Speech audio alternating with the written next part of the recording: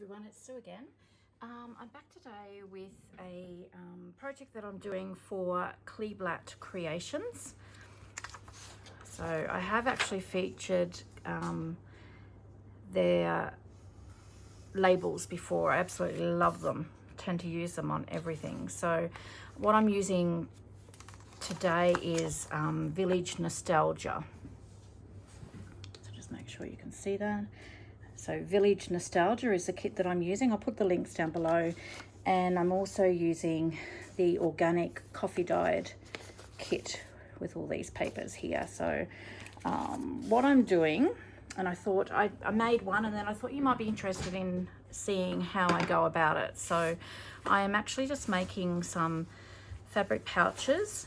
This Village Nostalgia, I have decided that I'm going to make some fabric pouches and then do some little journals or little notebooks to go inside. So as I said, I had started and then I thought, oh, you might be interested in seeing. So this is one that I've made. They're really easy. And all I've done is I've printed, here's a couple that I've done. I thought I'd do 3 pouches.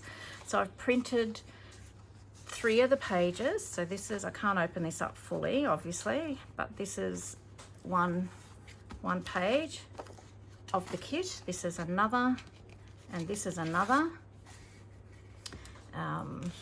You'll see the rest of the kit going through. These are also from the kit, and these I've done on 300 GSM cardstock and batched them with the coffee dyed papers from the kit as well. These are going to be the journal covers. Okay, so they're absolutely beautiful. And then I've printed, as I said, I've printed these onto fabric. So I have actually used, it's called Matilda's Own Inkjet Printable Fabric. So you just place this into your printer like you do paper, and it just takes it. Now you can do this by using freezer paper. My printer doesn't like it. So what you do is you cut your freezer paper A4 size, iron your fabric onto that, and then feed that through your printer. As I said, my printer doesn't like it, so I find that it's happy to take this and it's all done for you. So that's what I've printed these onto. Okay. And you can see it's got a shiny back, and this actually peels away. So I thought I'd just do it a little bit step by step. And this video may go over a couple of videos just for me to complete the project. So I'll get started anyway. So I also found this amazing fabric which matches, I think, the kit perfectly. It's sort of got a bit of variegation, and it's got this lovely green.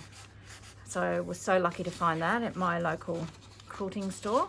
So I've used that to line the pouch, and then I'll make the journals to go in there. I've just closed it with a Stampin' Up!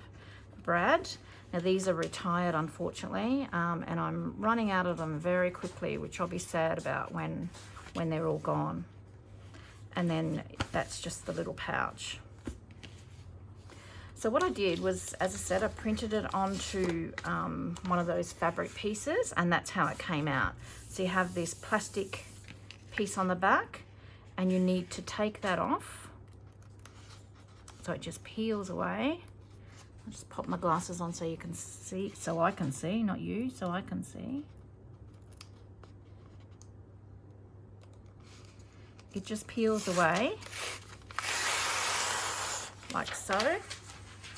And then you have fabric. Okay, I iron this anyway to heat set the ink, but these, in my mind, wouldn't be getting washed anyway, so they should be. As I said, I iron them once I put the Easy Fix onto the back, so that heat sets the ink. So once I've done that, as you can see here, I've got something else on the back of this one, and I've used what's called an Easy Fix. So internationally, I'm not sure what the alternative is, but you can, here in Australia, we can get Easy Fix or Veliza Fix. I prefer Easy Fix because it doesn't separate from the paper backing as much as what the Veliza Fix seems to do. So I'm just going to show you what I did with that. All I do is I just tip that over, and because this comes in near perfect A4 height, I just pop it there, and then I just rule a line to measure where I want to cut.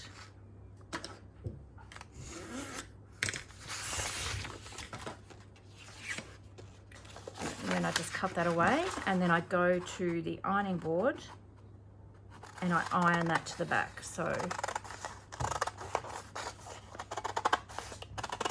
it doesn't matter if it's not perfectly straight, because there'll be a little bit of excess that we'll need to trim away. So you'll see, I'm pretty sure you can see there's like a shiny side and a webbed side. So that's the glue, and this is the paper side. So what you want to do is you want the glue side, the shiny side, to go onto the wrong side of your fabric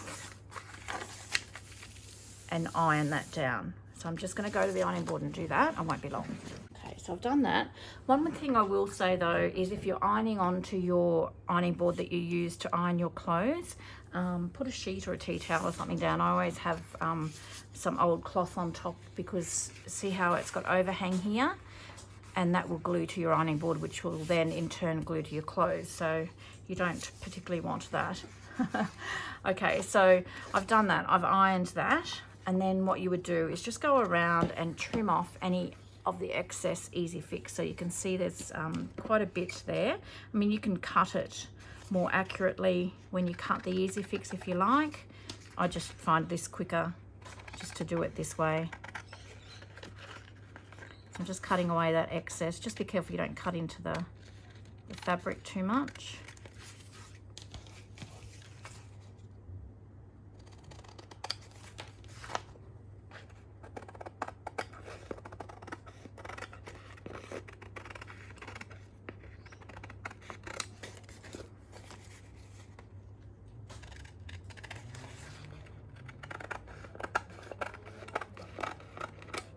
You can see here, this doesn't go right to the edge. That doesn't matter. We just basically want a bond. I mean, you could use glue if you wanted to. I didn't want any glue showing through the fabric, so I haven't done that. Now you just need to make sure, so you can see that it hasn't actually adhered properly on that corner. That's okay, so long as it pulls away from the rest, that's okay. So it's all coming away. And you will see on the back of your fabric, it has transferred that glue to the back of that fabric. Now the reason we want that is because I'm just going to place this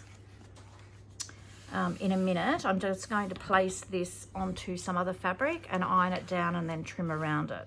But first what we need to do is work out what is going to be the flap.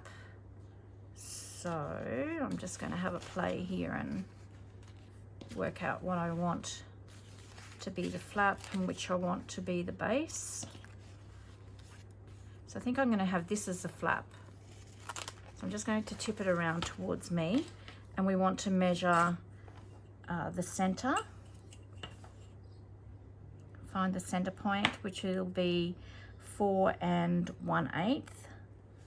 Just put a pencil mark, and then measure 2 inches down from that top edge. So approximately 2 inches down on the right and also on the left.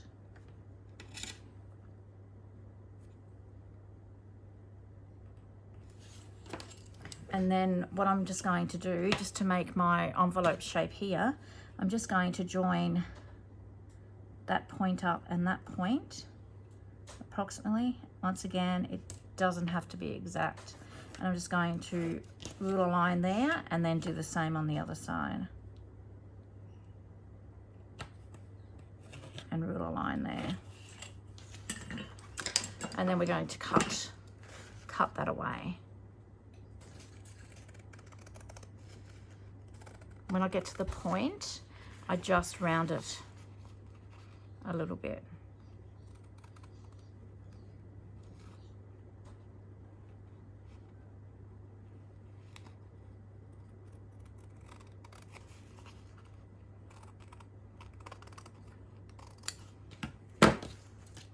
And then you have what will constitute your flap from your pouch. Okay. So you'll have something that looks like that. So then what you do is grab your fabric that you want to use for the lining. I've just got mine draped over the ironing board here. Just move this one out of the way. So you can see where I've cut the previous one out. So you want the wrong side of your fabric facing you. Okay. And what I'm going to do is just basically iron. I've left a border. Actually, that's right on the selvage, so I'm going to pop that up a little bit. I have left a border around it all because I'm going to trim it away. So what I'm going to do now is just iron that to this fabric. So remember, your wrong side of your fabric to be facing you, and then the envelope, the pouch part, the right side's to be facing you, because this is going to be lining inside, so you want to see this. Okay, so I'm just going to go and iron that to the fabric now, and then I'll be right back.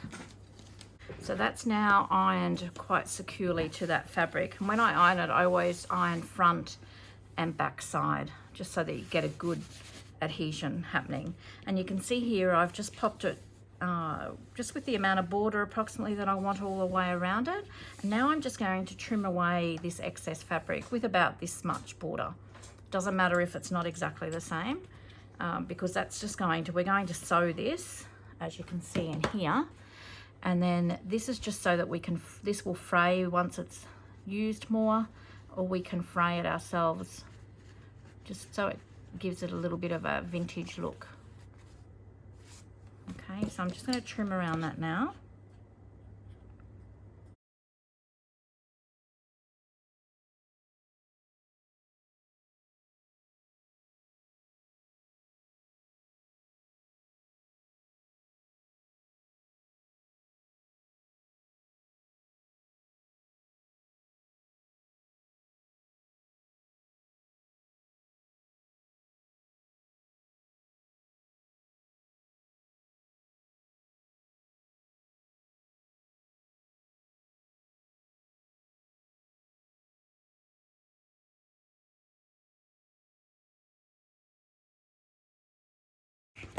Okay, so I have really roughly trimmed around this, as you can see here.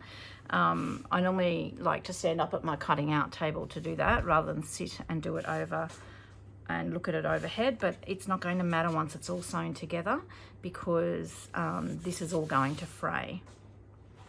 All right, so what we need to do now is just work out where we're going to fold. And I haven't measured this, so I'm just basically, so we've got 1/2 inch of this part of the flap showing. So I'm just going to finger press that.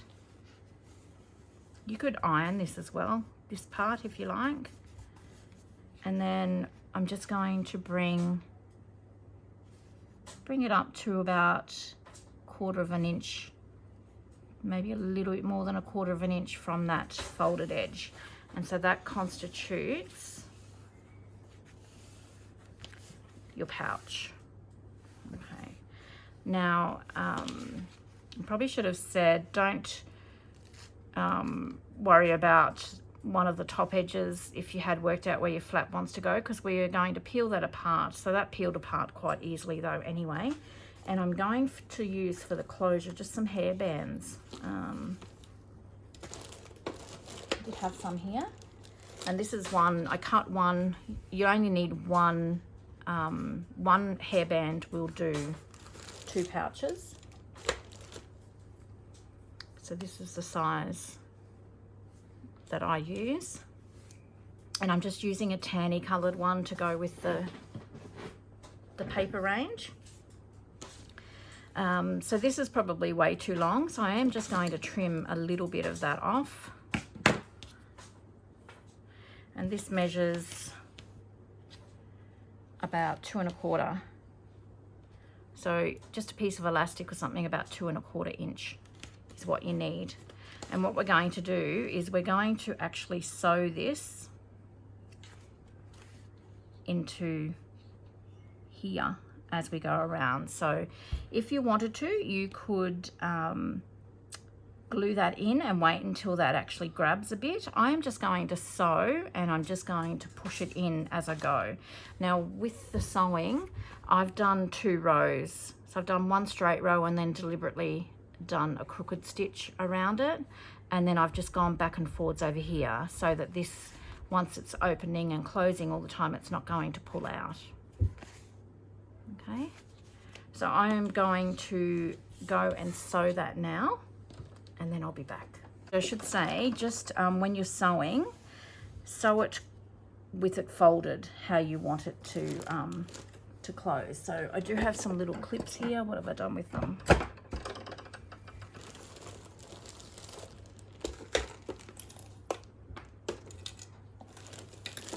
You can use pins, you can use whatever you have.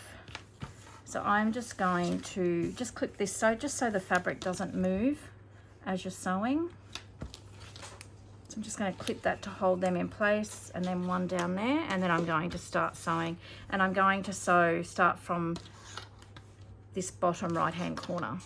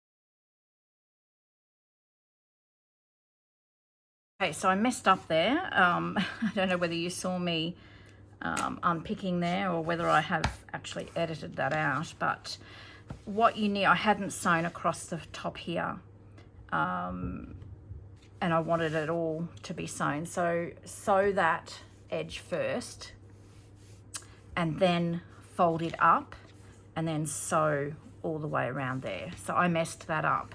Now you can see this is a little bit off kilter. I am not worried about it. If you are worried that that's going to happen, glue it in first or pin it in. I'm not worried about it. I want it to look old and worn. So as I said, I'm not stressed. So you can see where I've stopped and started here because I had to unpick and so that I could get in here and sew this. I'm going to leave those threads there. Just having a look. Just trim. Got some of the threads caught up in the back there. So basically that's your pouch. Pretty easy, huh? So now I'm going to put one of those these Stampin' Up! Brads. This is all I've got left, so I love them. I love using them, but I struggle to use them because once they're gone, they're gone. So all I've done is where we finger pressed before, I've just pressed that down again and worked out where I'm going to put this brad. I'm not worried about it being a brad. You can sew a button in there if you like. That would work just as well. But I am just going to put it down the bottom of that hairband. Okay, so I'm just going to put a tiny little hole there. No, don't poke it right through to the back of your pouch. Put your fingers inside and then just make a hole so it's easier to put that brad through. So what one am I going to use? So I used this beautiful one before. I want to try and use something different. What about this one? This one will be nice. And I'm just poking that through to the inside and then opening that up. Now I'm going to have a journal going in and out of that. So I probably will end up cutting a little strip of fabric and possibly just gluing that in there just to cover up those prongs so nothing gets caught. And there you have another little pouch.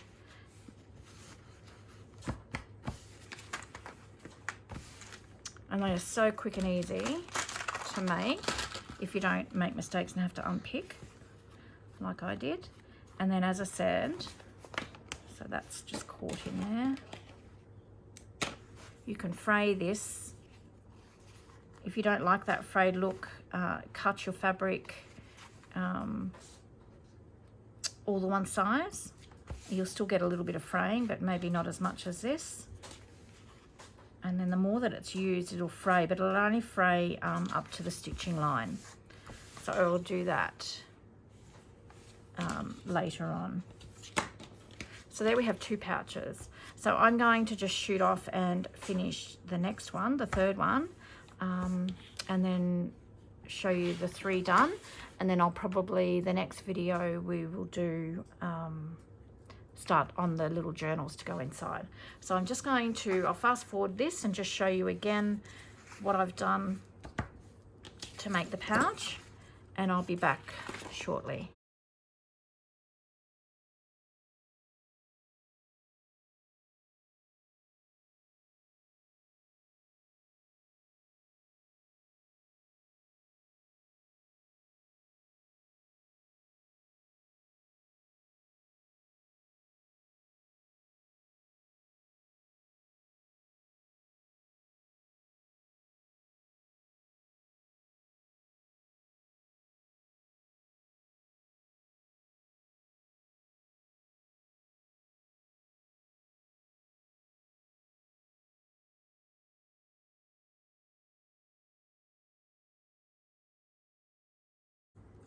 So I just had a thought, with the elastic band that you're putting in there, you could probably even put that in there now, and when you iron this to your fabric, that is going to actually secure that in place. So I'm going to try that with this one and see how I go.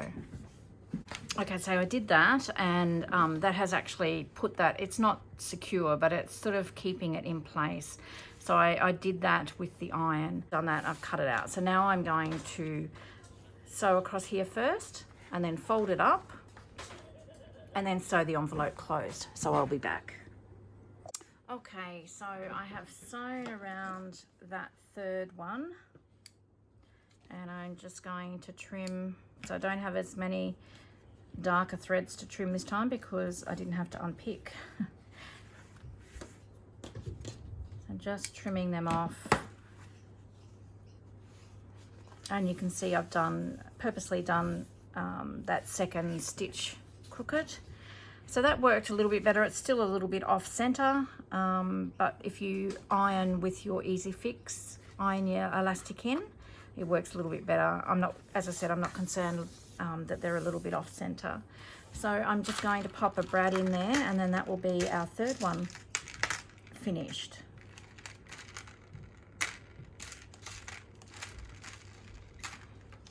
I'm just going to use that one. So once again, just fold it down and pull that down, just place a little hole.